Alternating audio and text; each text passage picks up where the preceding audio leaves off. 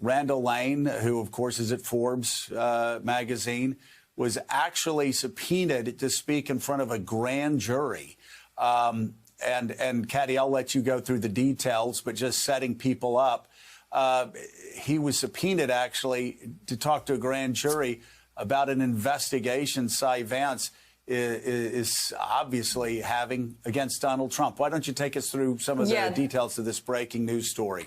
This is just coming in, but it is going to make headlines today. It involves Forbes magazine and Donald Trump. As you know, the former president has long been fixated with the magazine's issue that estimates the net worth of the richest Americans. Now investigators at the Manhattan District Attorney's Office are digging into this. In fact, the editor of Forbes, Randall Lane, who wrote a 2015 profile about Trump, was subpoenaed 3 months ago.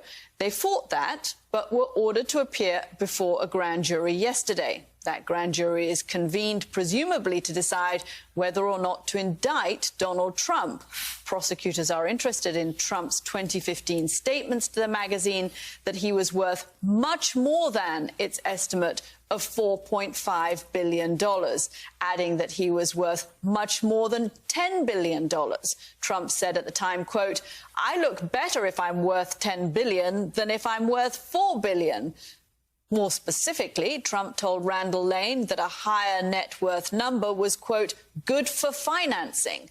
Also that Trump, as reported in the article, told Forbes that its estimate of the value of his holdings in Trump Tower should be increased from $530 million by a factor of 5 or 6, and that he said he could sell his stake in Trump Tower for $2 billion or $2.5 billion or $3 billion.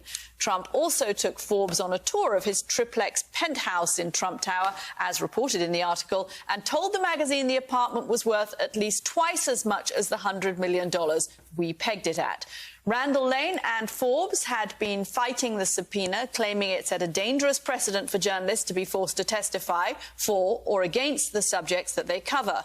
After months of objections, Lane and other Forbes reporters were ordered by a judge to testify, but limited the scope to simply confirm the accuracy of what was already public in the cover story and the article, Joe.